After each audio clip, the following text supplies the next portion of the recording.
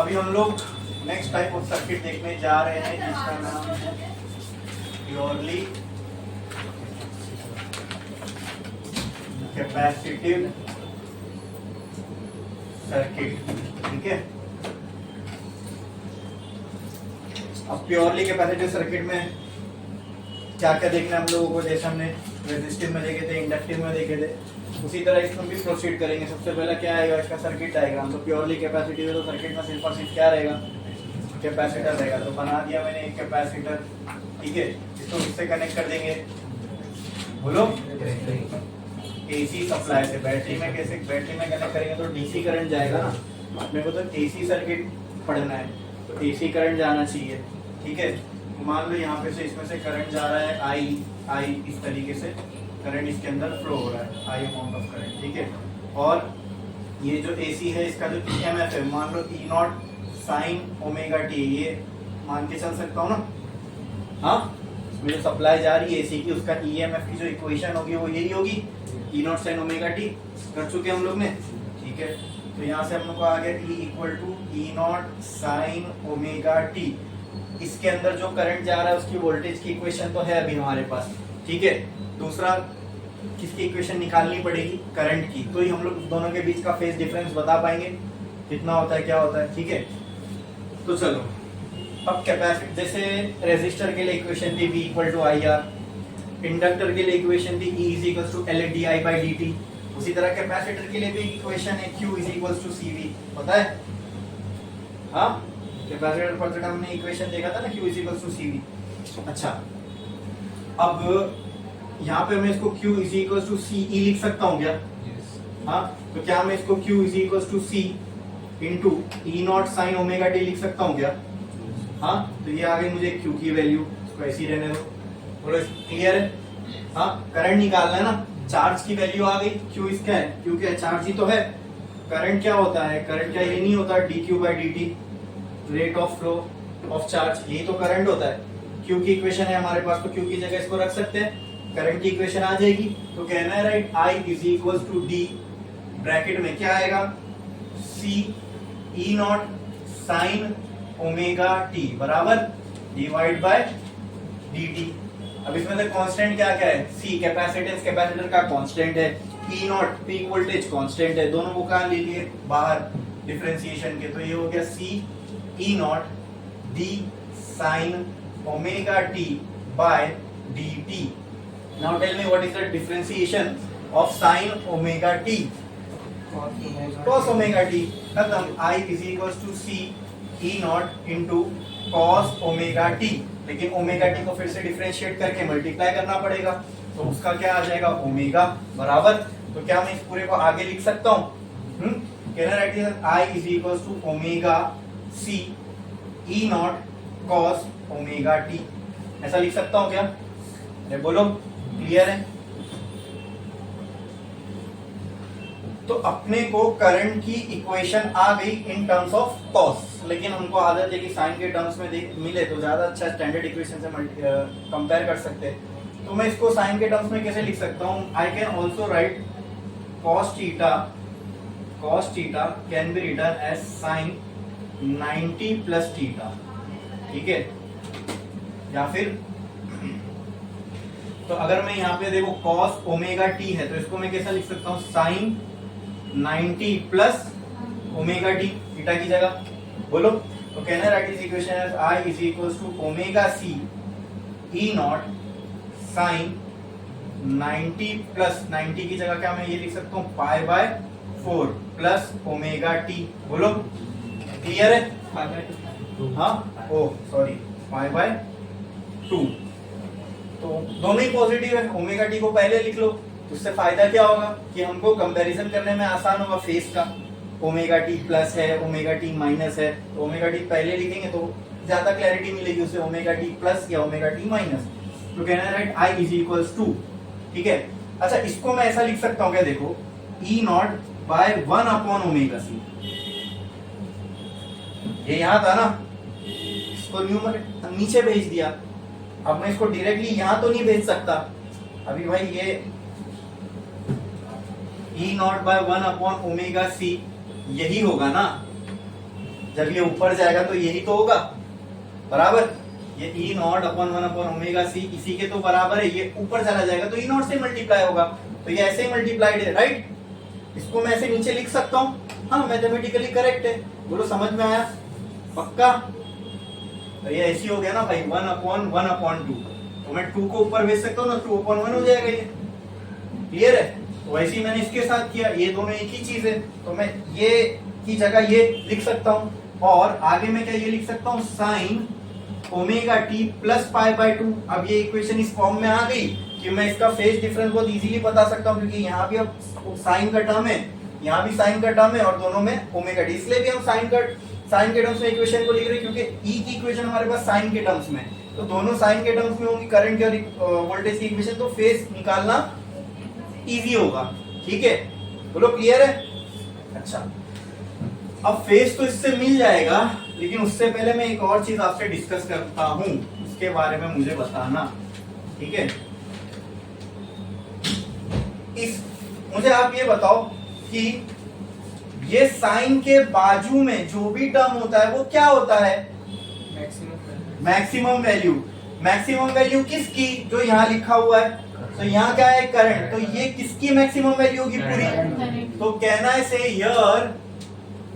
Here I naught is equal to E by 1 by omega C. बोलो clear है। Now compare this equation with comparing above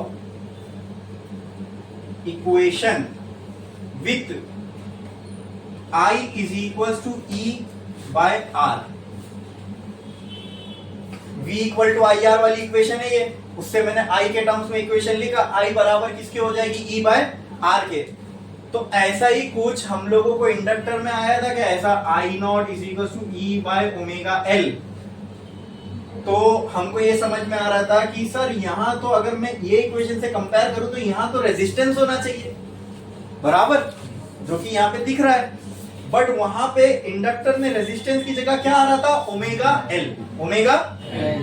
अब क्योंकि ये resistance के place पे आ रहा है, यानी रेजिस्टेंस जैसी ही इसका कुछ काम होगा, बट उसको हम रेजिस्टर बोल नहीं सकते थे क्योंकि सर्किट इंडक्टिव था, वहां पे रेजिस्टर का नामो निशान नहीं था, राइट। तो हमने रेजिस्टेंस ही है वो, ये काम किसका करेगा, ओमेगा एल रेजिस्टेंस का ही करेगा, जो काम रेजिस्टेंस करता है वही काम ये करेगा, लेकिन फॉर इंडक्टर, फॉर, तो इसलिए हमने इसको एक अलग नाम दिया, वो क्या था, क्या था, हाँ, इसका सिंबल तो हमने दे दिया था XL, और इसका एक नाम भी दिया था, इंडक्टिव रिएक्टेंस। क्या नाम था, तो जो काम रेजिस्टर में रेजिस्टेंस करता है वही काम इंडक्टर में इंडक्टिव रिएक्टेंस करता है। तो अब सिंपल है, बस वो हमने ऑलरेडी कर चुके हैं। अब इसको कंपेयर करके आपको दिख रहा होगा, हियर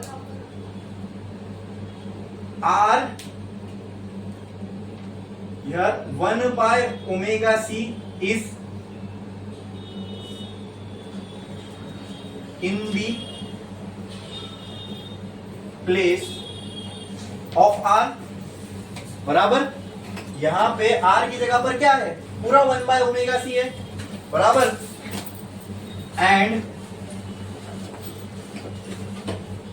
तो क्या अब मैं बोल सकता हूं ये 1 बाय ओमेगा सी पूरा कैपेसिटर के लिए रेजिस्टेंस का रोल प्ले करेगा, तो इसको भी एक नया नाम देना पड़ेगा। तो क्या नाम देंगे इसको, वो क्या था, इंडक्टिव रिएक्टेंस। तो ये क्या हो जाएगा, इसको हम एक नाम दे देंगे, that name is capacitive reactance. और इंडक्टिव रिएक्टेंस को हमने किससे रिप्रेजेंट किया था, XL से, तो इसको किससे रिप्रेजेंट करेंगे, इसको XC से, ठीक है। तो मैं इसमें बस वर्ड्स में लिख रहा हूं, 1 by omega C is in the place of R and is called as capacitive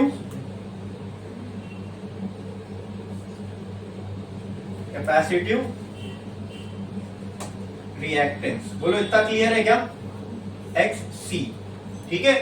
तो कहना है say XC is equal to 1 by omega C, हाँ, अरे बोलो yes। तो कैपेसिटिव रिएक्टेंस का फॉर्मूला बन गया। तो कहना है also say XC is equal to 1/2 by FC, हाँ बोलो, ये बोल सकता हूं क्या किया मैंने, ओमेगा की जगह फॉर्मूला पुट किया ओमेगा का 2 पाई एफ, दोनों फॉर्मूला होगा ना ओमेगा का 2 पाई बाय कैपिटल टी या फिर 2 पाई बाय एफ। बोलो इतना क्लियर है, इसमें सबको क्लैरिटी है, इसमें किसी को कोई डाउट है? हाँ, रेजिस्टर में ये सारे टर्म्स आए ही नहीं थे, रेजिस्टर में तो रेजिस्टेंस ही था खुद की जगह, अब इसमें ये सारे आए तो इतना पार्ट खाली हमने दोनों में एक्स्ट्रा देखा, इंडक्टर में और कैपेसिटर में। अब आ जाते हैं फेज डिफरेंस के ऊपर, ठीक है। अब चलो इनका फेज डिफरेंस निकालना है, तो चेक करो जरा फेज डिफरेंस इनमें कितने का होगा। ई नॉट जो है ये होता है फेज, साइन में जो भी एंगल लिखा हुआ है, तो ई का फेज, ई नॉट का फेज कितना है, ओमेगा टी, तो ये हो गया वोल्टेज का फेज। करंट का चेक करो। अच्छा, तो क्या मैं करंट की इक्वेशन को ऐसा लिख सकता हूं, therefore I can be written as I not sine omega t plus pi by 2, ये लिख सकता हूं मैं करंट की इक्वेशन। हाँ, क्योंकि यहाँ पे ये पूरे की जगह क्या लिखा मैंने, I नॉट। बोलो क्लियर है? हाँ, अब करंट की इक्वेशन को देखो और वोल्टेज की इक्वेशन को देखो, आपको समझ में आएगा। अगर वोल्टेज ओमेगा टी पे है तो उस टाइम पे करंट कहां पे होगा, omega t plus pi by 2। अब ओमेगा टी में प्लस हो रहा है पाई बाय 2, मतलब करंट आगे होगा वोल्टेज से कि पीछे होगा, आगे होगा। कितने से आगे होगा, पाई बाय 2 से। इसका मतलब for capacitive circuit I can say current leads voltage by pi by 2। Clear है? अब ये जो चीज है आपको दिखेगी कहां पे, इसको दिखाने का जो रिप्रेजेंटेशन है उसको क्या बोलते हैं हम लोग, फेजर डायग्राम। तो अब इसका जो फेज डिफरेंस है वो कहां दिखेगा, फेजर डायग्राम, उसका नाम ही है फेजर,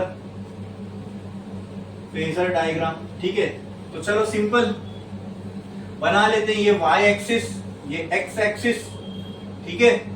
अब इनका जो फेजर डायग्राम अपने को बनाना है, हमने वोल्टेज की इक्वेशन ली थी, वोल्टेज कितने पर इंक्लाइंड है, ओमेगा टी पे, तो x से ओमेगा टी चले जाओ, x से कितना भी एंगल, मान लो ये एंगल जो है ये ओमेगा टी है। बोलो क्लियर है? बोलो ये चीज समझ में आई? ठीक है, x से ओमेगा टी गए, यहाँ पे मैंने एरो बना लिया, ये किसका होगा, ई नॉट का। ओके, अब करंट जो है, अब इसी ग्राफ में करंट बना, तो करंट जो है ये ओमेगा टी से 90 आगे है, बराबर। तो करंट जो है यहां तक आएगा, ये हो गया ओमेगा टी, इससे 90 आगे, मतलब कुछ ऐसा होगा करंट आई नॉट। हाँ, यहां से 90 डिग्री ना, ओमेगा टी प्लस 90। बोलो क्लियर है? अब अगर इसका एक इजी डायग्राम बनाना है तो इसको मैं ऐसा सीधा कर सकता हूं। जब मैं इसको सीधा करूंगा, सिंपल फेजर डायग्राम लिखता हूं इधर, सिंपल फेजर डायग्राम। तो क्या मैं इसको ऐसा बना सकता हूं, ये हो गया आई नॉट, ये हो गया ई नॉट, क्लियर है? और आई नॉट ई नॉट से कितना आगे गया, 90। ठीक है, क्लियर है? और कुछ था इसके अंदर, वेव डायग्राम इसका बना ले, सिंपल है। वेव डायग्राम भी कैसा आएगा चेक करते हैं इसका, मतलब वेव के फॉर्म में जो इसका डायग्राम दिखता है कैसा होगा, ये इधर, यहाँ पे क्या क्या रहेगा, ई और आई दोनों, ठीक है। यहाँ पे क्या रहेगा, टी, यहाँ पे ई की मैक्सिमम वैल्यू ई नॉट, ठीक है। और करंट को मैं थोड़ा सा नीचे बना लेता हूँ, चलो ये हो जाएगा आई नॉट, क्लियर है। और ये हो गया माइनस ई नॉट, और ये हो गया माइनस आई नॉट, ठीक है। तो ये ई नॉट का ग्राफ इधर बनेगा, ये लाइन पे, यहाँ आई नॉट का, यहाँ माइनस आई नॉट का, यहाँ प्लस ई नॉट का। बोलो क्लियर है? ठीक है। अब ई नॉट का ग्राफ देखो, साइन का ग्राफ है, सिंपल। तो साइन का ग्राफ हम जानते हैं ऐसे ही आएगा, ये ऐसा, क्लियर? हाँ, कोई डाउट है इसमें किसी को? बोलो। ये हो गया ई नॉट का ग्राफ। अब किसका ग्राफ बचा, आई नॉट का। तो इसके ग्राफ बनाने के लिए हम लोग जो इसकी इक्वेशन है कॉस वाली यूज कर लेते हैं, क्योंकि इसमें डायरेक्ट मिलेगा। फिर अगर ये भी यूज कर सकते हैं, लेकिन फिर उसमें सॉल्व करके प्लस 90 करो, माइनस 90 करो, अननेसेसरी कैलकुलेशन बढ़ जाएगा। इससे अच्छा यहाँ पे हम टी की वैल्यू पुट करेंगे तो डायरेक्ट, ठीक है। तो यहाँ पे टी की वैल्यू क्या होगी, 0। क्या होगी? बस अपने को ये देखना ग्राफ कहाँ से स्टार्ट होगा, उसके बाद तो आप पैटर्न खुद ही पकड़ लोगे। तो टी की वैल्यू जब 0 होगी तो ये पूरा टर्म क्या हो जाएगा, 0। तो कॉस 0 हो जाएगा ये, ठीक है। cos 0 क्या होगा 1। ये इक्वेशन को मैं ऐसा भी लिख सकता हूँ ना भाई, I is equal to I naught cos omega t, बराबर ऐसे लिख सकता हूँ ना। ये पूरी वैल्यू किसकी है, ये पूरी वैल्यू आई नॉट की तो है, बराबर।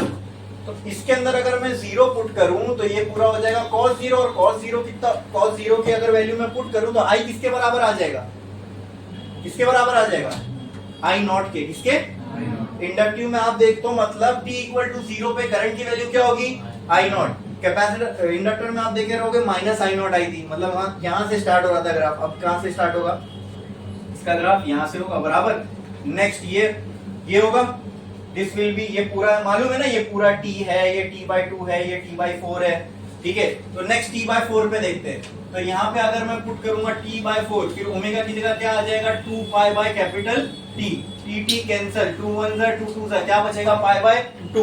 तो cos π/2 कितना होगा 0, cos 90 0, I not multiply by 0 0, तो देखो ना यही आ रहा है, ठीक है। फिर नेक्स्ट कहां पे देखेंगे, यहाँ पे t/2 पे। अब t/2 पे क्या लगता है, क्या क्या वैल्यू आएगी, इधर आएगी वैल्यू की इधर आएगी, हाँ बोलो, मतलब वैल्यू क्या लगता है आपको, प्लस आई नॉट आएगी, 0 आएगी कि माइनस आई नॉट आएगी, तो समझ गए ना। तो इसके आगे आप ग्राफ को प्रोसीड कर सकते हो कि यहाँ पे आई नॉट की वैल्यू आएगी, फिर नेक्स्ट यहाँ पे जब मैं पुट करूंगा तो यहाँ वापस 0 आएगी, फिर नेक्स्ट जब मैं पुट करूंगा तो वापस यहाँ मैक्सिमम आएगी, फिर यहाँ 0 आएगी, फिर यहाँ पे आएगी, फिर यहाँ पे आएगी, फिर यहाँ पे आएगी। बोलो क्लियर है, समझ में आ रहा है। बस इन सारे डॉट्स को ज्वाइन कर लो, तो क्या ये ग्राफ कुछ ऐसा बनेगा।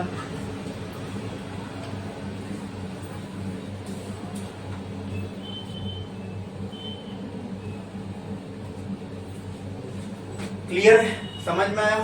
तो ये किसका ग्राफ हुआ, ये वाला E is equal to E naught sine omega t का, और ये वाला ये किसका ग्राफ हुआ, I is equal to I naught sine omega t plus π/2, ये बोलो या I naught cos omega t बोलो, दोनों चलेगा। बोलो क्लियर है, हाँ इसमें किसी को कोई भी डाउट है, पूरा समझ में आया प्योरली कैपेसिटिव के लिए। तो जो आपने प्रिडिक्ट किया था लास्ट लेक्चर में एकदम एंडिंग में, क्या वही सारी वैल्यूज आ रही है यहाँ पे, हाँ हमने सोचा था कि हाँ वहाँ पे इंडक्टिव रिएक्टेंस था या कैपेसिटिव रिएक्टेंस होगा, वहाँ पे डायग्राम, फेजर डायग्राम यहाँ ऐसा बना था, आई अब उसमें उधर बनेगा, तो सारी चीजें तो प्रॉपर ही आ रही ना। ये भी आपने प्रिडिक्ट किया था, वहाँ यहाँ सर यहाँ से बना, यहाँ से बनेगा। क्लियर है, समझ में आया, इसमें किसी को कुछ भी डाउट है, पूरा क्लियर है, हाँ छापो छापो जल्दी। यहाँ से अपने को कैपेसिटिव रिएक्टेंस का भी फॉर्मूला मिल गया, इंडक्टिव रिएक्टेंस का भी फॉर्मूला मिल गया, ठीक है, दोनों का, वो भी आगे काम आने वाला है। तो ध्यान से लिख के चलो, करो फटाफट फटाफट, छापो छापो छापो जल्दी कॉपी।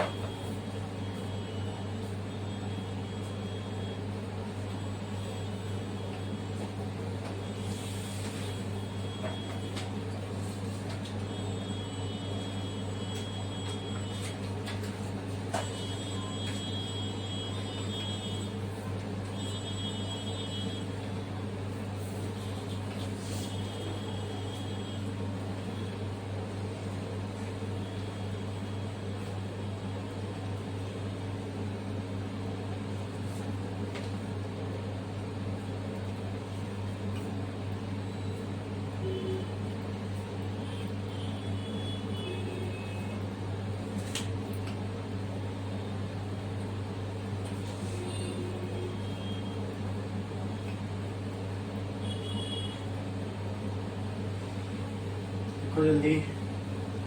हो गया? कितने लोगों का बाकी है? जल्दी छापो।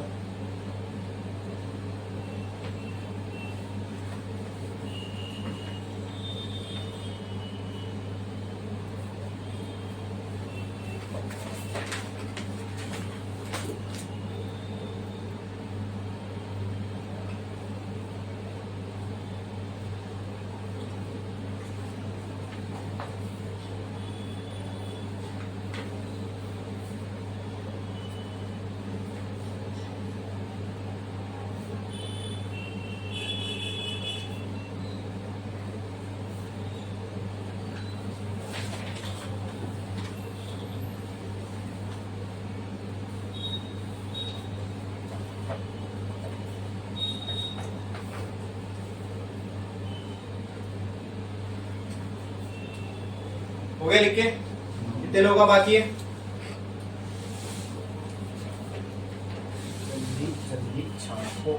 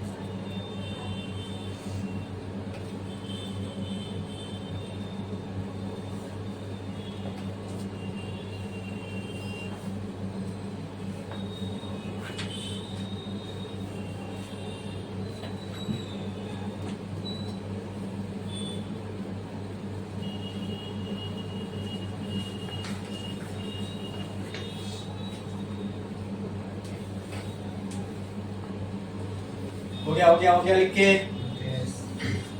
चलो नेक्स्ट आगे देखते हैं हम लोग। अच्छा, ये दो इक्वेशन आई मेरे पास, किसकी? वोल्टेज और करंट की। कहना है E is equal to E naught sine omega t. ये कैपेसिटर के अंदर से पास होने वाला वोल्टेज था, इसके साथ अपने को करंट की जो इक्वेशन है वो क्या थी? I naught sine omega t plus pi by 2। तो ये दोनों इक्वेशन मुझसे क्या कहती है, अगर मैं इंग्लिश में बोलना चाहूं तो सेंटेंस में क्या बोलती है ये इक्वेशन? कि current leads voltage by pi by 2 for a purely capacitive circuit, ये बोलो। या फिर अगर मैं बोलूं करंट 90 आगे है तो भी सही है वोल्टेज से, या मैं बोलूं वोल्टेज 90 पीछे है करंट से, तो ये भी वही बात हो रही है। तो अब मैं इक्वेशन को ऐसा लिखूं या फिर इक्वेशन को ऐसा लिखूं। अगर मेरे पास करंट की इक्वेशन ऐसी होती आई नॉट साइन ओमेगा टी, तो मुझे बताओ यहाँ ईएमएफ की इक्वेशन क्या आती? ई नॉट साइन, बोलो, omega t minus pi by 2, ये आती। तो ये इक्वेशन भी वही बात कह रही है जो वो इक्वेशन कह रही है।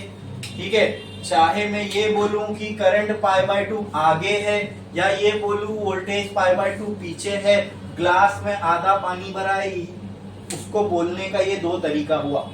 आई बात समझ में? क्लियर है? क्लियर है? दोनों बात एक ही चीज कहती है, समझे? क्लियर है?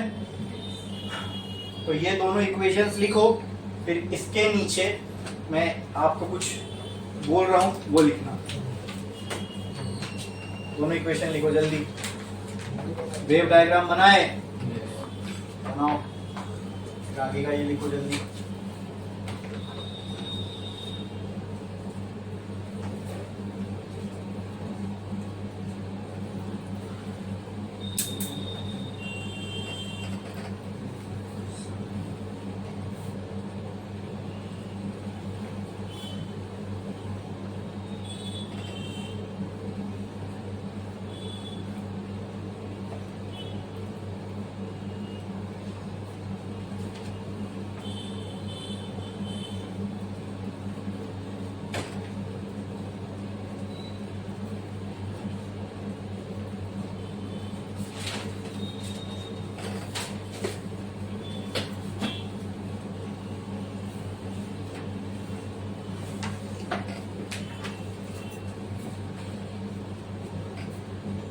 हो गया? यस। ठीक है, तो ये दोनों इक्वेशन लिखने के बाद नीचे लिखो, we can say that for purely capacitive circuit, we can say that for purely capacitive circuit, for purely capacitive circuit current leads voltage by pi by 2, current leads voltage by pi by 2, pi by 2, और voltage lags current by pi by 2, और voltage lags current by pi by 2। ये दोनों चीज बोल सकते हैं हम लोग इन दोनों इक्वेशन से। हाँ, अब एक छोटी सी चीज और समझ लो, देख लो, आगे काम आएगी हमारे को, ठीक है? वो है graph of XL versus time. X C का पहले एक्सेल का फॉर्मूला, एक्सेल का फॉर्मूला क्या आया था? Omega L. ये फॉर्मूला देख के मैं बोल सकता हूं एक्सेल प्रोपोर्शनल है ओमेगा से, बराबर। मुझे आप बताओ, एक्सएल का एक और फॉर्मूला होता है 2 pi F by L. 2 constant, pi constant, L constant, तो क्या मैं बोल सकता हूं एक्सएल प्रोपोर्शनल होगा फ्रीक्वेंसी के? हाँ, ठीक है। तो अगर इसका ग्राफ बनाना है मुझे, एक्सएल वर्सेस फ्रीक्वेंसी, जो ग्राफ इसका बनेगा वही ग्राफ ओमेगा वर्सेस एफ का भी बनेगा, ठीक है? क्योंकि ओमेगा भी एक्सेल से प्रोपोर्शनल है डायरेक्ट, और एफ भी एक्सेल से डायरेक्टली ही प्रोपोर्शनल है। बोलो क्लियर है? अब ये डायरेक्टली प्रोपोर्शनल तो सिंपल है भाई, इनका जो ग्राफ है ये ऐसे बनने वाला है, ठीक है? फ्रीक्वेंसी वर्सेस एक्सेल का। बोलो क्लियर है?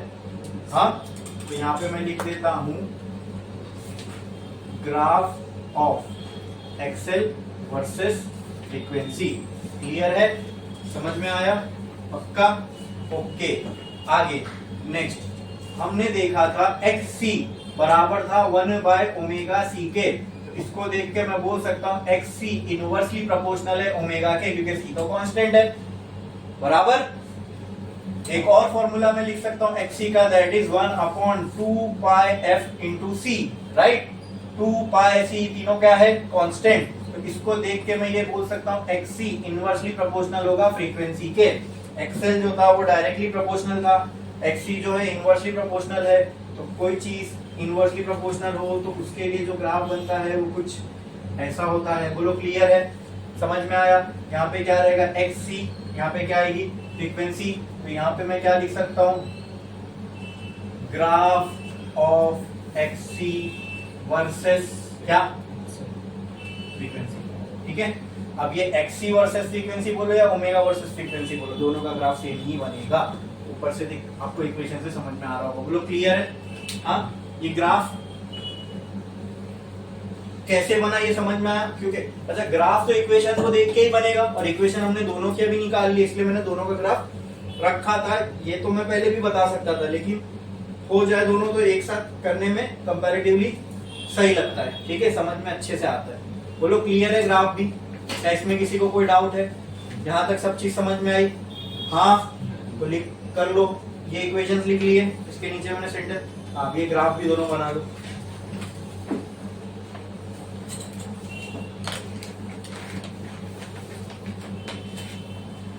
एक और चीज समझ लो, XC जो है मतलब रेजिस्टेंस, इसको मैं ऐसा बोल सकता हूँ रेजिस्टेंस ऑफ कैपेसिटर। XL जो है रेजिस्टेंस ऑफ इंडक्टर। क्या ये फ्रीक्वेंसी के साथ चेंज हो रहा है? मतलब फ्रीक्वेंसी बदल रही तो क्या ये भी बदल रहा है? यस, वो भी फ्रीक्वेंसी चेंज हो रही तो हो रहा है। हाँ तो जब इन दोनों का देख ले तो चलो रेजिस्टेंस का भी बता ही देता हूँ। रेजिस्टेंस का जो ग्राफ होगा, जैसे यहाँ पे क्या है रेजिस्टेंस, रेजिस्टेंस ऑफ इंडक्टर, यहाँ क्या है रेजिस्टेंस ऑफ, और यहाँ है रेजिस्टेंस ऑफ कैपेसिटर, यहाँ रेजिस्टेंस ऑफ इंडक्टर, तो यहाँ रेजिस्टेंस ऑफ रेजिस्टर हो जाएगा R, ये हो जाएगी फ्रीक्वेंसी। वहां पे हम लोग को फ्रीक्वेंसी के रिलेटेड कोई टर्म मिली ही नहीं, मतलब क्या R जो है कांस्टेंट होता है फ्रीक्वेंसी के साथ, चेंज नहीं होता। ठीक है, तो ऐसी स्ट्रेट लाइन आएगी। समझ में आया? लिखो लिखो। जरूरत तो नहीं है वैसे R की, लेकिन फिर भी मैंने आपको बता दिया, दोनों का देख लिया तो उसका भी देख लिया। ठीक है, करो जल्दी।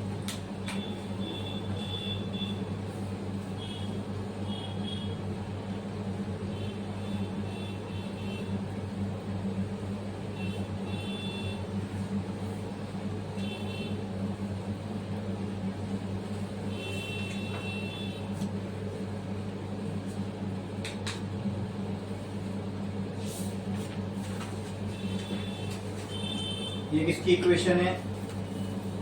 XL प्रोपोर्शनल टू F की। ये किसकी इक्वेशन है? XC प्रोपोर्शनल टू 1/F की। जल्दी जल्दी, फास्ट फास्ट, जल्दी फास्ट फास्ट।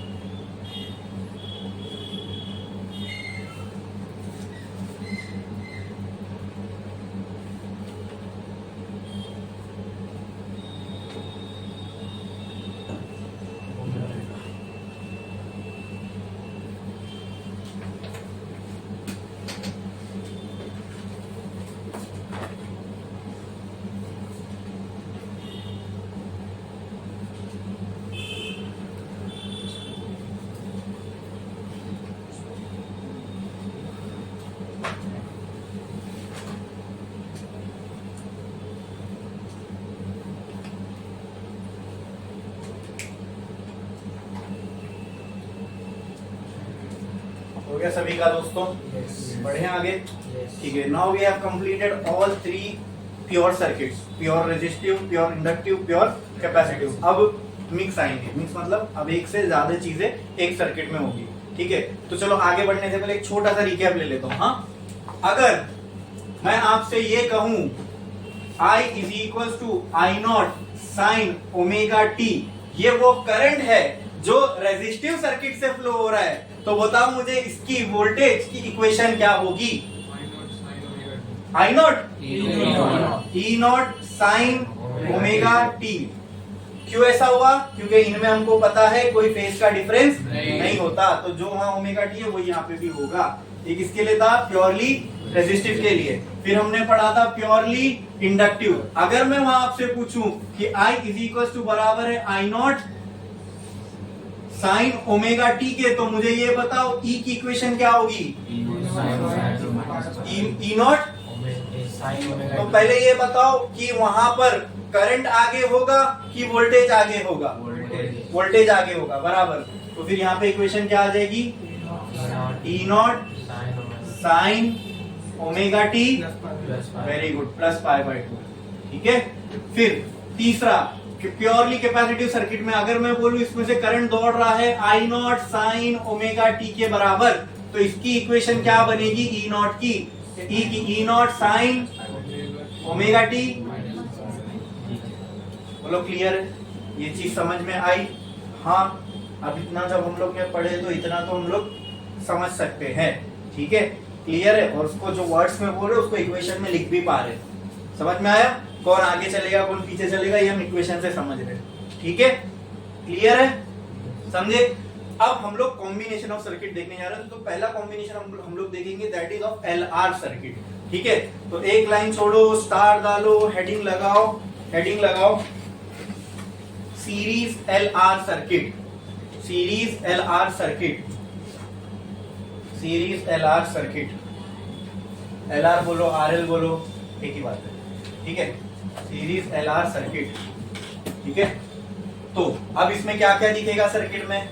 रेजिस्टर भी दिखेगा और इंडक्टर भी दिखेगा। एक काम करता हूँ, पहले मैं बना लेता हूँ। ये हो गया मेरा रेजिस्टर, ये हो गया मेरा इंडक्टर, थोड़ा गैप में बनाना हूँ। चलो, ये हो गया मेरा इंडक्टर। ठीक है, इन दोनों में दोस्तों कौन सी सप्लाई जाएगी? AC सप्लाई जाएगी। ठीक है, तो यहां से मान लो करंट जो है वो आई सीरीज में, तो क्या करंट भी सेम होगा दोनों में? सीरीज की तो यही खासियत होती है ना भाई की, जो भी सीरीज में लगी चीजें उनमें क्या सेम होता है? करंट सेम होता है। तो इसमें करंट जो है सब में सेम होगा। बोलो क्लियर? अच्छा, और मैं ये क्या हो गया? रेजिस्टर हो गया, ये हो गया इंडक्टर हो गया। ये RL सर्किट कुछ मुश्किल था इसको बनाने में, सर्किट वर्किट डायग्राम कुछ मुश्किल लगा इसका? नहीं ना, समझ में आ गया? चलो, इसमें जो करंट दौड़ रहा है मैं बोलता हूँ I = I0 sin omega t। गलत बोला मैंने? यही तो AC करंट की इक्वेशन होती है। हाँ, क्लियर है? आप इक्वेशन E के टर्म्स में लिखो या I में चेंज करो, या I के टर्म्स में लिखो, E में चेंज करो, कोई फर्क पड़ेगा क्या? दोनों एक ही बात कहती है। मैंने हर डेरिवेशन के लास्ट में चीज बताया था। बोलो क्लियर है? हाँ, तो मुझे बताओ, अगर इसमें से जो करंट दौड़ रहा है वो उसकी equation I = I0 sin omega t है, और ये हाँ, अब यहाँ पे एक चीज ये है कि यहाँ पे जो करंट जा रहा है, एक तो रेजिस्टर में से भी वही करंट जा रहा है और दूसरा इंडक्टर में से भी वही करंट जा रहा है। बोलो क्लियर है? करंट तो दोनों में सेम होगा, इसमें हमको कोई डाउट है क्या? कोई डाउट? सीरीज अरेंजमेंट के अंदर करंट सेम होता है, इसमें किसी को कोई डाउट है? हाँ, ये तो हमने कॉम्बिनेशन ऑफ कैपेसिटर में भी देखा, इंडक्टर में देखा और रेजिस्टर में भी देखे होंगे आपने। ठीक है, तो अगर मैं आपसे पूछूं यहां से I0, यहां से करंट जो निकल रहा है उसकी इक्वेशन ये है, और मुझे बताओ करंट फ्रॉम रेजिस्टर कितना होगा, तो आप क्या बोलोगे? सर यही करंट रेजिस्टर में जा रहा है, तो इसको मैं बोल सकता हूं I0 R sin omega t, और यही करंट सर इंडक्टर में भी जा रहा है, तो IL की अगर मैं वैल्यू पूछूं तो आप बोलोगे I0 L sin omega t। बोलो क्लियर है? हाँ, अरे R और L की क्या क्यों लिखने की जरूरत है जब सेम ही है? तो दोनों में करंट यहां लिख दिया ना। हाँ, तो IR में भी I0 sin ओमेगा t जा रहा है और IL में भी I0 sin ओमेगा t ही जा रहा है, जो I के बराबर है। बोलो क्लियर है? हाँ, चलो, ये आपको करंट की बारे में जानकारी मिल गई कि ये करंट इनमें से फ्लो हो रहा है, रजिस्टर और इंडक्टर में से। फिर हम लोग क्या चेक करते हैं? करंट तो समझ में आ गया कि इतना फ्लो होगा, फिर क्या देखना पड़ेगा? E। तो अगर मैं आपसे पूछूं कि मुझे बताओ equation of EMF for resistor, तो क्या होगी? तो कुछ मत करो भाई, हमने पहले ही पढ़ चुके रेजिस्टर। अगर प्योरली रेजिस्टर होता तो करंट और EMF में क्या इक्वेशन होती? तो आप चेक करो, रेजिस्टर की करंट की इक्वेशन जाके देखो, ये है। तो EMF की इक्वेशन क्या बनेगी? E0 साइन, बस हमने सीख क्या है ना कि E और I में क्या रिलेशन होगा, क्या चेंज आएगा। अच्छा, दूसरा IL की इक्वेशन क्या है करंट की? इंडक्टर की I0 साइन ओमेगा t बराबर। फिर इंडक्टर में क्या होता है? कौन आगे होता है, कौन पीछे होता है? वोल्टेज आगे होता है, वो देखो वहीं लिखा हुआ भी है ना, वोल्टेज आगे होता है। बराबर, कितना आगे होता है? तो अगर इसकी इक्वेशन है I0 sin ओमेगा t, तो इसकी EMF की इक्वेशन क्या बनेगी? बोलो, E0 sin ओमेगा t। मुश्किल था ये समझना? अरे बोलो, ये मुश्किल था? तो देखो, हमको ये पता है सीरीज में करंट सेम होता है, वोल्टेज अलग अलग होता है ना। यहाँ पे देखो आ भी रहा है, दोनों का वोल्टेज अलग अलग आ भी रहा है ना। जो हम जितने भी कॉम्बिनेशन आज तक पढ़े उसमें हमने ये देखा, सीरीज कॉम्बिनेशन में करंट तो सेम होता है लेकिन वोल्टेज अक्रॉस दोनों चीजें अलग होती है। तो यहाँ आ भी तो रही है अलग। देखो ये इक्वेशन देखो, ये इक्वेशन देखो, समझ में आ रहा है कि नहीं आ रहा है? अरे बोलो, क्लियर है? क्या इसमें किसी को कोई डाउट है? बड़े इसमें हम लोग आगे। अब आती है बारी इसकी क्या बनाने की? अरे फिर इक्वेशन लिखे थे उसके बाद क्या किया था हमने, फेजर डायग्राम। तो आओ ना इसका फेजर डायग्राम बनाते हैं। लेकिन वहां पे एक चीज अच्छी थी, वो क्या था कि अपने को एक ही डिवाइस के बारे में देखना था। ठीक है, अब यहाँ दो है तो इसका फेजर डायग्राम कैसे बनेगा तो आओ देखते हैं। ठीक है,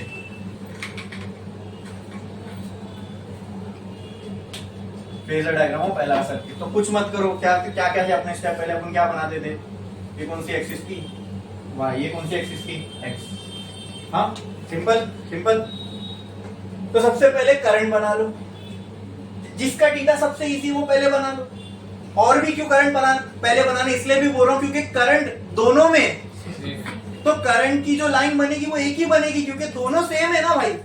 जो करंट इसके लिए होगा वही करंट इसके लिए होगा। तो दो लाइन अलग अलग बनाने की जरूरत नहीं है। दो लाइन अलग कब बनाएंगे, जब दोनों अलग होते। ठीक है, तो आप मुझे बताओ करंट के लिए इक्वेशन क्या है। यही है I naught sine omega T. अरे देखो ना भाई, तो इसमें भी वही करंट जा रहा है, इसमें भी वही करंट जा रहा है। तो करंट की इक्वेशन क्या, आई नॉट साइन। तो आई नॉट को कितने पे बनाओ, ओमेगा टी पे, खत्म। ये मैंने एक लाइन खींचा, ये हो गई आई नॉट की, और ये आई नॉट कितना होगा, ओमेगा टी होगा, खत्म। ठीक है, तो बस करंट तो दोनों में इतना ही है। अब मैं बोलूं चलो मैं पहले रेजिस्टर का करंट बनाता हूं, मैं यहाँ आया रेजिस्टर का करंट बनाना ओमेगा टी पे। अब मैं बोलता हूं मैं इंडक्टर का करंट बनाता हूं, फिर इंडक्टर की इक्वेशन देखूंगा, ये भी आई नॉट साइन ओमेगा टी, आके वही लाइन पे दोबारा एक और लाइन बनाओ। समझे ना मेरी बात, क्यों मैं दो लाइन नहीं बनाया। दोनों की इक्वेशन से मैं दोनों एक के ऊपर एक ही आएगी। बोलो क्लियर है।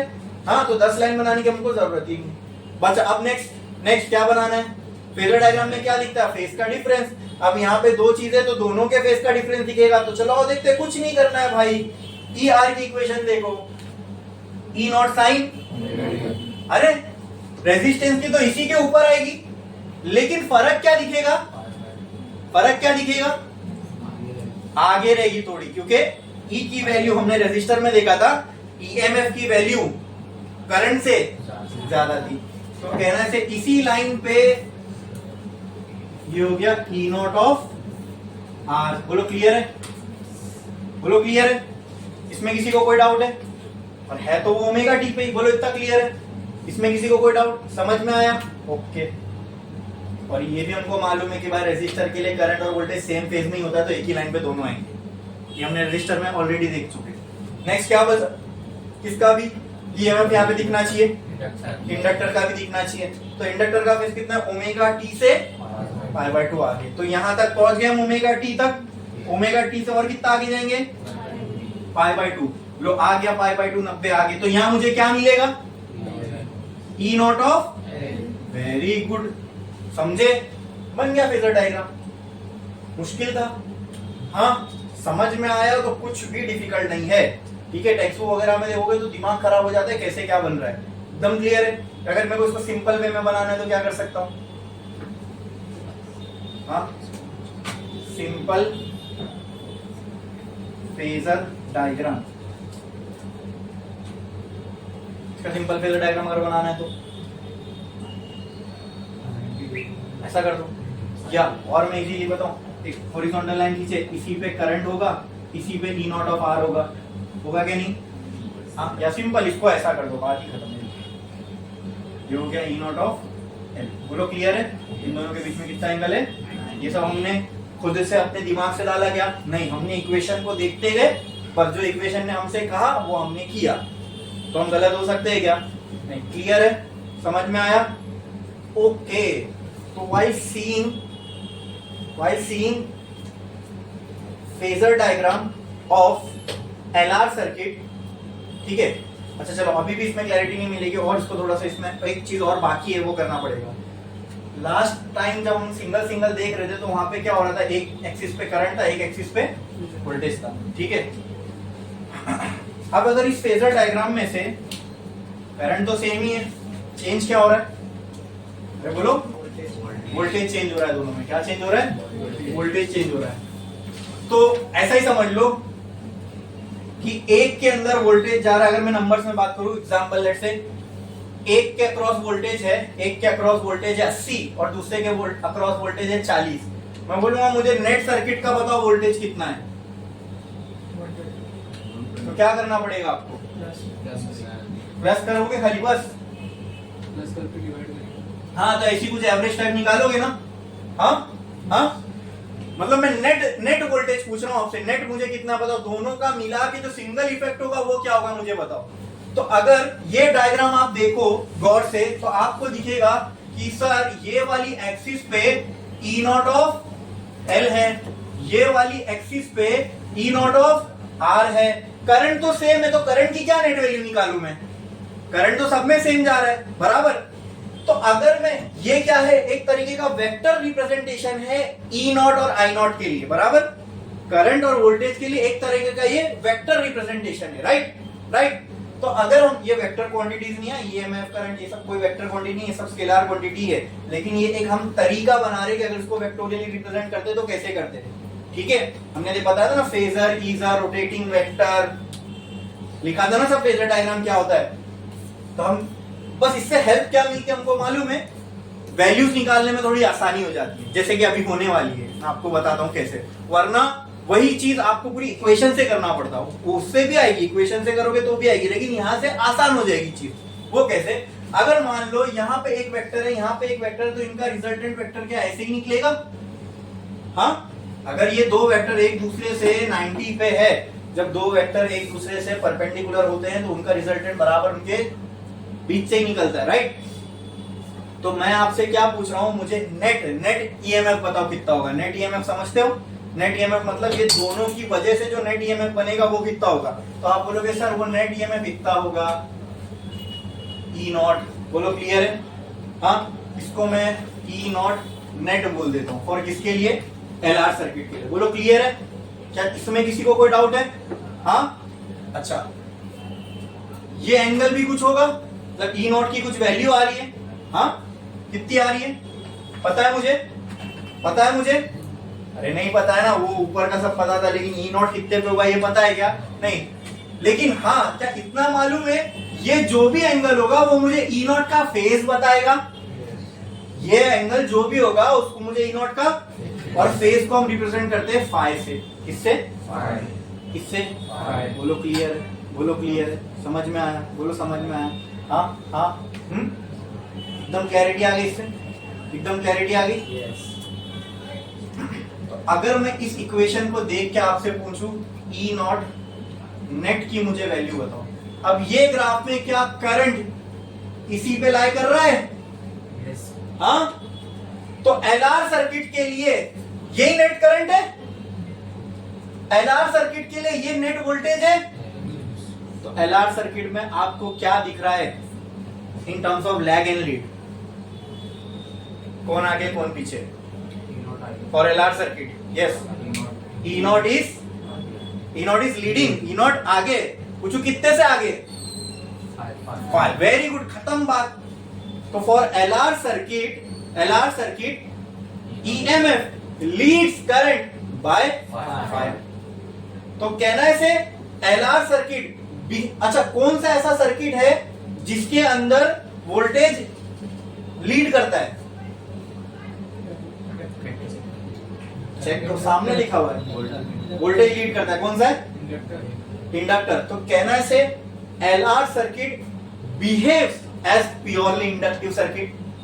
अरे जय उसकी जैसी बिहेवियर दिखा रहा है ना ये, उसमें भी वोल्टेज लीड करता था, इसमें भी वोल्टेज लीड कर रहा है। अब मैं बोलूं कितने से कर रहा है, तो चलो ई नॉट नेट की इक्वेशन निकालते हैं।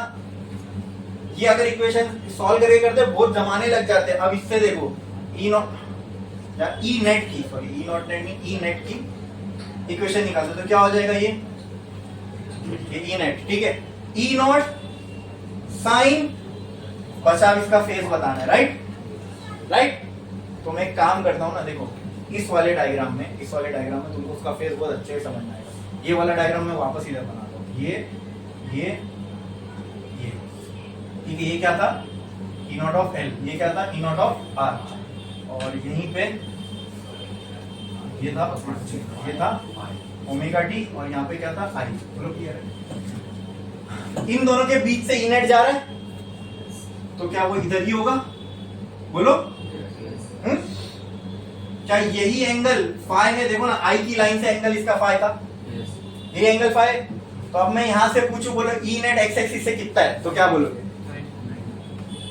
ई नेट एक्स एक्सिस से कितना है? सबका एंगल हम एक्स एक्सिस से तो नाप रहे ना, आई का एंगल ओमेगा टी एक्स से नापे, बराबर ई नॉट, ये जो ई नॉट है, ई नॉट क्या आया मुझे? Pi by omega t plus pi by 2, तो एक्स से आया ना इसका। हाँ, तो अगर मैं पूछूं ई नेट का एक्स से एंगल कितना है, तो क्या बोलोगे?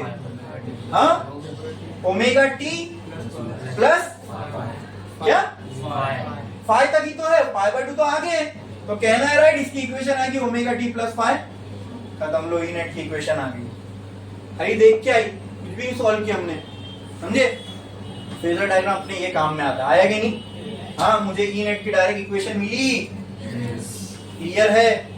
इसमें किसी को कोई डाउट है? पक्का पक्का बोलो।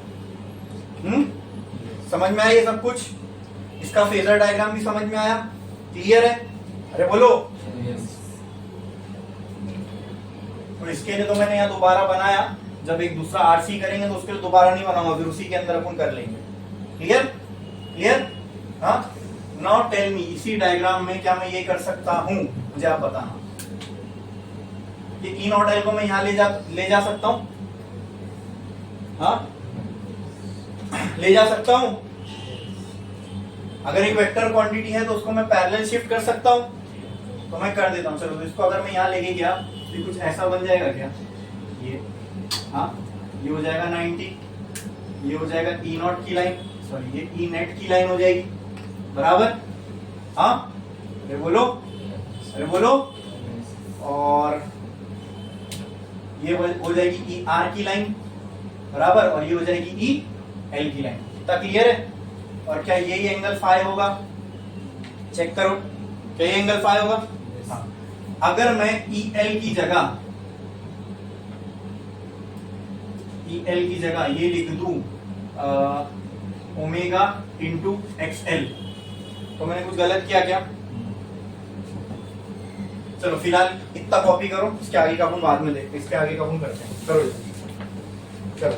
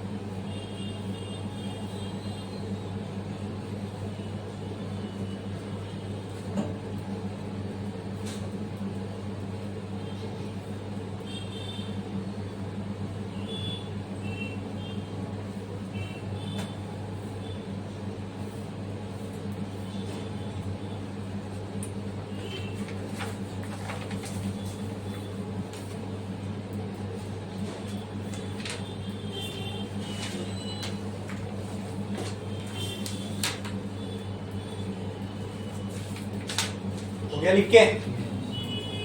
यहाँ तक हो गया सबका? जल्दी जल्दी करो दोस्तों, तो जल्दी, फास्ट फास्ट।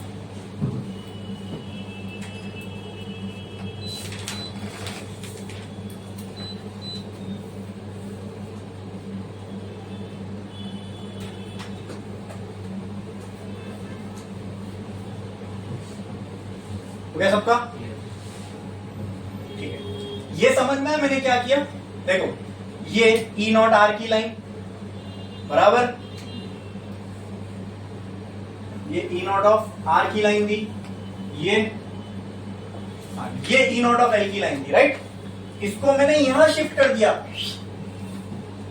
ये हो गई ई नॉट ऑफ एल, और ये जो टेढ़ी लाइन थी ये ई नेट की थी। क्या ये राइट एंगल ट्रायंगल बना रहा है? अरे बोलो। तो अगर ये राइट एंगल ट्रायंगल बना रहा है तो by Pythagoras theorem can I write E net का square is equal to E naught of L का square plus E naught of R का स्क्वायर। क्या ये गलत होगा? अरे क्या ये गलत होगा? ठीक है, क्या मैं इसको ऐसा भी लिख सकता हूं, ई नेट बराबर under root of E naught of L का square plus E naught of R का स्क्वायर। क्या ये गलत होगा? बोलो बोलो, अरे बोलो ना मेरे भाई। हाँ, समझा कि नहीं? समझाइए। अब इसमें मैं आगे बढ़ रहा हूं, ध्यान दो। वो इक्वेशन के बाद में यहां से शुरू कर रहा हूं, वो इक्वेशन के बाद में यहां से शुरू कर रहा हूं। मुझे बताओ कि ई नॉट ऑफ आर की जगह पर क्या मैं v equal to I R के हिसाब से i इंटू आर लिख सकता हूं? अरे बोलो। हाँ, या आई नॉट इंटू आर लिख सकता हूं? बोलो। तो उस हिसाब से ई नॉट ऑफ एल के लिए मैं क्या लिख सकता हूं? बोलो, पूरा वापस से बताता हूं। v इक्वल टू बराबर होता है आई आर के, राइट राइट। v की जगह हम क्या लिख रहे हैं? e, तो e equal to I R बराबर, राइट या रॉन्ग? अगर ये ई नॉट है तो ये आई नॉट होगा, बराबर। तो अगर ये ई नॉट ऑफ आर है तो क्या ये आई नॉट ऑफ आर होगा इंटू आर। बोलो, इतना क्लियर है? तो ई नॉट ऑफ आर की इक्वेशन मिल गई। क्लियर है? हाँ, अच्छा, यही सेम चीज इस पे अप्लाई करो ई नॉट ऑफ एल के लिए। ई नॉट ऑफ एल के लिए, ई नॉट ऑफ एल के लिए क्या आएगा sir? I naught of L into R. हाँ, रेजिस्टेंस, जो यहाँ रेजिस्टेंस है, ठीक है, रेजिस्टेंस ही आएगा इधर, लेकिन इंडक्टर के लिए जो रेजिस्टेंस होता है उसको हम क्या कहते हैं? एक्सएल। तो यहाँ क्या आएगा? भाई एकदम साफ साफ लिखे थे, इसकी जगह पर ये आ रहा है तो इसकी जगह पर जो इंडक्टर में आएगा कौन आएगा? अब यही इसकी जगह पर कैपेसिटर के लिए लिखना होता तो बस ये हो गया एक्सएल। तो लो, ई नॉट ऑफ एल की भी इक्वेशन मिल गई। बोलो, इसका क्लियर है? हाँ, अब कुछ मत करो, वो इक्वेशन आ चुकी है आपको ई नेट की। तो ई नेट की इक्वेशन में ये सब वैल्यूज पुट करो तो देखो क्या आता है। यहाँ पे ई नॉट ऑफ एल की जगह मैं ये पुट कर सकता हूँ। ई नॉट ऑफ एल की जगह अगर मैं पुट करूं तो ये हो जाएगा आई नॉट, आर एल नहीं लिख रहा हूं, क्यों? क्योंकि दोनों सेम ही है ना। आई नॉट इंटू क्या आ जाएगा एल की जगह? एक्सएल द होल स्क्वायर, बराबर, प्लस यहां समझे ना, I naught L I naught R क्यों नहीं लिख रहा हूं, सब सेम ही है। I naught into R the whole square. तो ई नेट की क्या ये इक्वेशन बनेगी दोस्तों? Under root I naught square into XL square plus I naught square into R square. क्या ये क्लियर है? दोनों को स्क्वायर लग जाएगा। दोनों में से क्या कॉमन निकल सकता है? तो अच्छा, दोनों में से आई नॉट कॉमन निकलेगा तो अंदर क्या बचेगा? आई नॉट स्क्वायर कॉमन निकला तो अंदर क्या बचेगा? XL square plus R square. ठीक है, आई नॉट का स्क्वायर है, बाहर निकालूंगा रूट्स के, इसको रूट के तो क्या मिलेगा मुझे? आई नॉट मिलेगा। बोलो, अंदर क्या बचा? XL square plus R square. ये इक्वेशन को गौर से देखना बस। तो यहाँ बता सकता है मुझे किसकी जगह क्या आ रहा है? बता सकता है? थोड़ा सा दिमाग लगाओ, इक्वेशन को देखो। क्या मुझे इसको कंपेयर करके बता सकते हो किसकी जगह क्या आ रहा है? चलो एक और हिंट देता हूँ, v equal to I R से इसको कंपेयर करो। ये इक्वेशन जो आई, इसको v equal to I R से कंपेयर करो तो मुझे बता सकते हो किसकी जगह क्या आ रहा है? वो बता सकते हो?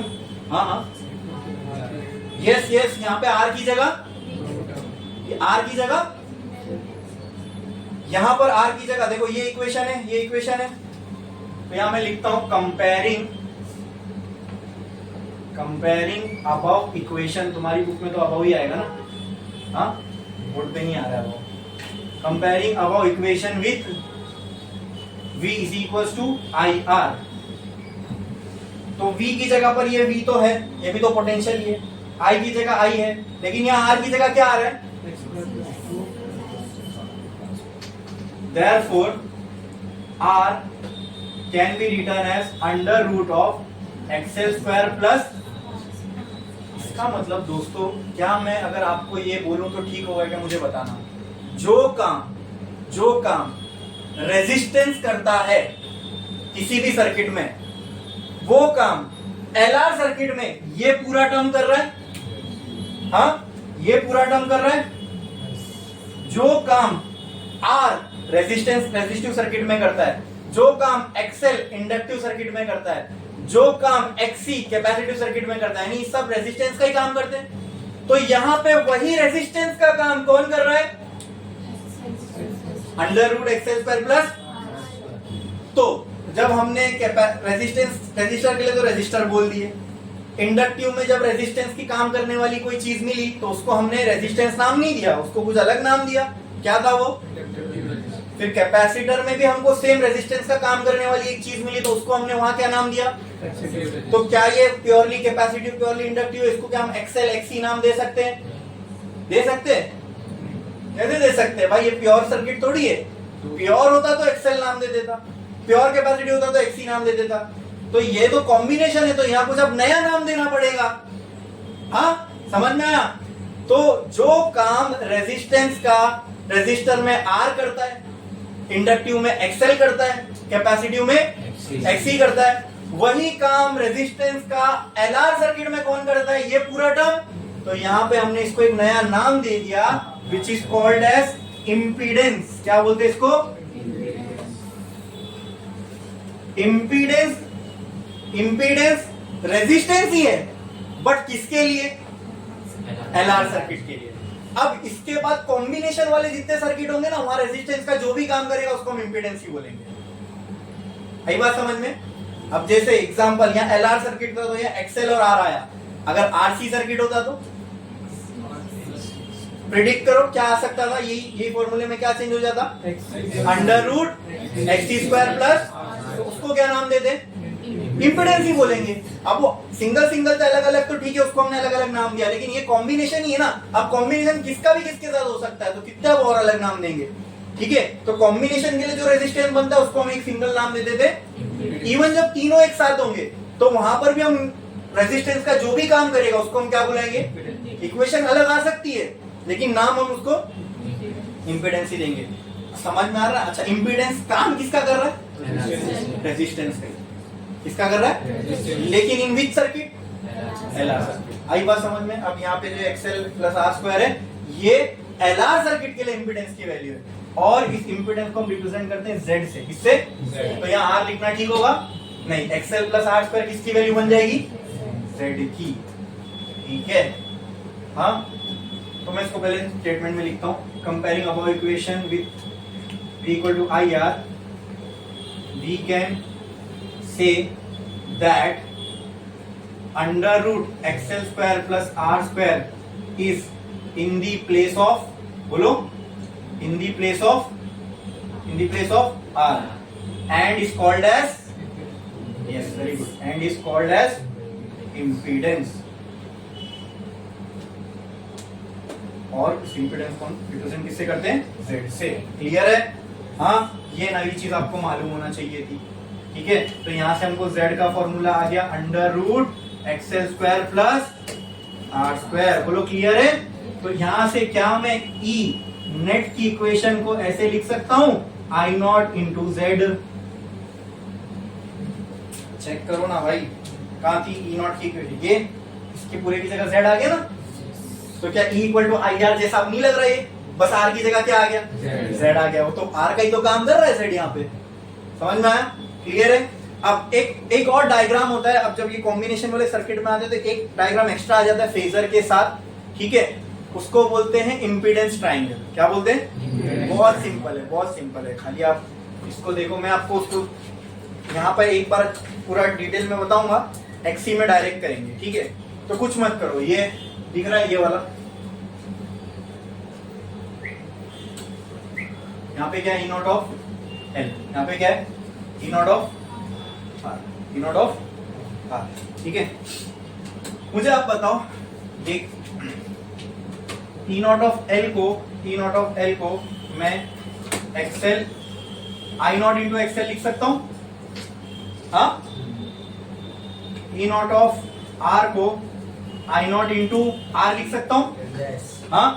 तो आप मुझे बताओ कि मैं E नॉट को अगर मुझे E नॉट को कंपेयर करूं या एक्सेल और R को कंपेयर करूं, एक ही बात है। क्यों एक ही बात है? क्योंकि इनमें करंट तो सेम ही है, करंट तो सेम ही है। तो एक काम कर रहा हूं मैं क्या कर रहा हूं यहाँ पे देखो, E नॉट ऑफ L की जगह मैं क्या लिख सकता हूं, I नॉट एक्सेल, और E नॉट ऑफ R की जगह I naught into x, I naught into R। समझे? तो अगर मुझे यही वेक्टर या यही डायग्राम मुझे अब रेजिस्टेंस के लिए बनाना है, ईएमएफ के लिए नहीं, तो मुझे बताओ ये एक्सिस पे क्या आएगा, किसका रेजिस्टेंस आएगा? ये एक्सिस पे किसका रेजिस्टेंस आएगा? बोलो, किसका? इंडक्टर का। वो क्या होता है? ये एक्सिस पे किसका रेजिस्टेंस? जो फेजर डायग्राम यहाँ पे मैंने ईएमएफ के लिए बनाया, अब वैसी ही फेजर डायग्राम मुझे रेजिस्टेंस के लिए बनाना है। तो मुझे बताओ यहाँ जिसका ईएमएफ वहां उसका रेजिस्टेंस, तो यहाँ किसका रेजिस्टेंस आएगा? बोलो, इंडक्टर का। जो होता है बोलो एक्स एल। यहाँ किसका रेजिस्टेंस आएगा? रेजिस्टर का। वो होता है, बोलो क्लियर है? अब फिर हमें दो सेम तरह की क्वांटिटीज मिली, यहाँ भी वहां पहले क्या था, यहाँ ईएमएफ यहाँ ईएमएफ, तो हमने एक नेट ईएमएफ निकाले। अब यहाँ रेजिस्टेंस यहाँ रेजिस्टेंस, तो इसका भी क्या निकलेगा? नेट रेजिस्टेंस निकलेगा। अच्छा, तो एक्सेल भी एक रेजिस्टेंस लगा रहा है, आर भी एक रेजिस्टेंस लगा रहा है, तो ये मिल के जो टोटल रेजिस्टेंस लगा रहा है उसको हमने एक नाम ऑलरेडी दे चुके हैं ना, क्या नाम है उसका? इम्पीडेंस। तो ये किसकी लाइन होगी? नेट रेजिस्टेंस की। नेट रेजिस्टेंस कितने का नाम क्या है? Z। उसको हमने ऑलरेडी नाम दे चुके हैं। और Z कितने पे होगा यहाँ से? भाई V। ये सेम ही तो डायग्राम है, खाली E की जगह हमने उसके रेजिस्टेंस पुट कर दिया, तो ये एंगल कितना होगा? पाई होगा। ठीक है। अब मुझे एक और चीज बताओ, बस इसी से ट्राइंगल बनाना है, तो क्या ये चीज हमने यहाँ नहीं की थी? तो इसको क्या करेंगे, कहा एक्सेल का शिफ्ट हो जाएगा वहां, तो क्या ये एक्सेल की लाइन हो जाएगी? हाँ, ये Z की लाइन हो जाएगी, ये हो जाएगा थीटा और ये हो जाएगा फाई। इसी को बोलते हैं इंपीडेंस ट्राइंगल। इसमें इंपीडेंस दिख रहा है, उसी को बोलते हैं इंपीडेंस ट्राइंगल। समझ में आया? तो अगर यहाँ चेक करूं मैं, चलो ये, अगर मैं ये सारी इक्वेशंस नहीं पता होती मुझे, अगर मुझे ये सारी इक्वेशन नहीं पता होती, तो देखो मैं बोला था ना फेजर से अपन डायरेक्टली आंसर निकाल सकते हैं। तो आप मुझे बताओ, अगर ये राइट एंगल ट्राइंगल है, तो यहाँ मतलब मुझे जेड स्क्वायर की वैल्यू क्या होगी? यहाँ पे एक्सेल स्क्वायर प्लस, तो जेड की वैल्यू क्या हो जाएगी? जरा चेक करो कि जेड की वैल्यू नहीं आएगी। हाँ, लेकिन ये इक्वेशन को कंपेयर करके आएगी। फेजर से देखो डायरेक्ट आ गई, फेजर डायग्राम से डायरेक्ट आ गई, आई क्या नहीं? हाँ, बस इसी ट्राइंगल को हम लोग क्या नाम देते हैं? क्या नाम देते हैं बोलो? Impedance triangle. कौन सा ट्राइंगल? Impedance triangle. ठीक है। अच्छा, इसमें अगर आपसे पूछा जाए बताओ ये फाई की वैल्यू क्या है? फाई की वैल्यू, ठीक है, तो बस कुछ नहीं करना है आपको। फाई इसका tan फाई निकाल लो। जो दो रेजिस्टेंस है, ये चेंज हो सकता है, ये चेंज हो सकता है, तो दोनों रेजिस्टेंस की वैल्यू निकाल लो। चलो मैं Z की वैल्यू लिख देता हूँ, √XL square plus R square. ठीक है, ये हो गई Z की वैल्यू। अगर आपसे कोई बोले फाई की वैल्यू निकालो, तो कुछ निकाली, इसका tan फाई निकाल लो। tan फाई क्या होगा? tan क्या होता है? Opposite upon adjacent. तो अपोजिट क्या है इसका? XL। एडजेसेंट क्या है? R। तो यहाँ से फाई की वैल्यू क्या आ जाएगी आपको? tan inverse XL by R। ठीक है, ठीक है। तो ये हमको इम्पीडेंस ट्राइंगल से आती है फाई की वैल्यू। बोलो क्लियर है? समझ में आया? हाँ। अच्छा, इसके लिए एक और वैल्यू है, बट वो आपको आगे पावर जब करेंगे तब काम में आएगी, लेकिन मैं यहाँ बता देता हूँ। अगर इसका कॉस फाई निकालू तो क्या आएगा? इस ट्राइंगल का कॉस फाई निकालू तो क्या आएगा? एडजेसेंट अपॉन हाइपोटेन्यूज, मतलब R बाय Z आएगा। ये पूरी क्वांटिटी को बोला जाता है पावर फैक्टर। क्या बोलते हैं? ये अभी नहीं समझ में आएगा, जब अभी यही चैप्टर में आगे जब पावर निकालेंगे ना ऐसी सर्किट्स की अलग अलग, तब वहां समझ में आएगा। वो कॉस फाई को ही पावर फैक्टर बोलते हैं। और पावर फैक्टर की जो वैल्यू है वो क्या आती है? R बाय Z की वैल्यू अलग अलग हो सकती है। अगर LR सर्किट है तो Z की value XL square plus R square होगी। अगर ये आरसी सर्किट होता तो प्लस आर होती, एलसीआर होता तो कुछ और होती। एलसीआर अभी तक देखे नहीं, जब देखेंगे तब तो आपको समझ में आएगा। एलसीआर होता तो कुछ और होती, लेकिन हाँ वहां जेड तो रहेगा, इंपेडेंस तो रहेगा। आई बात समझ में? ठीक है, ठीक है, बोलो इतना क्लियर है? ये सब लिखे आपने, क्या तक लिखे? सिर्फ इधर ही तक, ये भी नहीं लिखे? चलो छाप लो। यहाँ पे एलआर पूरा कंप्लीट हो गया, एलआर सर्किट अपना पूरा कंप्लीट। बोलो क्लियर है? कोई डाउट है इसके अंदर? अच्छे से समझ में आया? पक्का? छाप लो।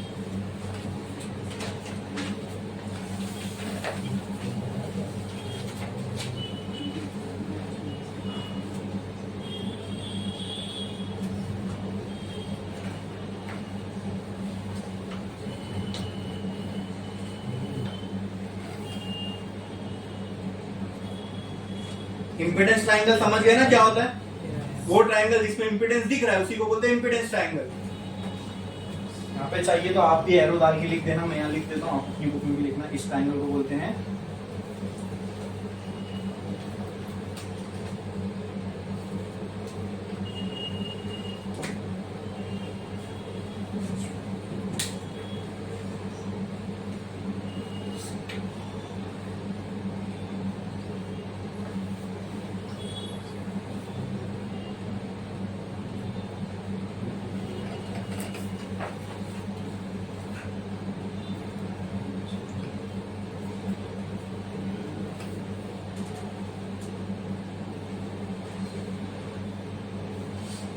अच्छा सुनो मेरी बात। अब इसके बाद वाला जो कॉम्बिनेशन सर्किट है उसका नाम क्या है? उसका नाम क्या है? RC circuit. ये हो गया एलआर, ठीक है, इंडक्टर और रेजिस्टर का कॉम्बिनेशन। फिर हम कैपेसिटर और रेजिस्टर का कॉम्बिनेशन देखेंगे। फिर क्या बचेगा? दो के हिसाब से फिर एक और क्या बचेगा? एलआर देख लिया, आरसी देखेंगे, क्या बचेगा? एलसी, ठीक है, वो ऑक्सीलेशन सर्किट है, वो हम बाद में देखने वाले हैं। तो अब अगर मैं ये दूसरा वाला चालू करूंगा तो उसको कंप्लीट करने में बहुत ज़्यादा टाइम लग जाएगा। इसके लिए अभी मैं आपको ब्रेक दे रहा हूँ, फिर ब्रेक के बाद अपन आरसी स्टार्ट करेंगे, ठीक है?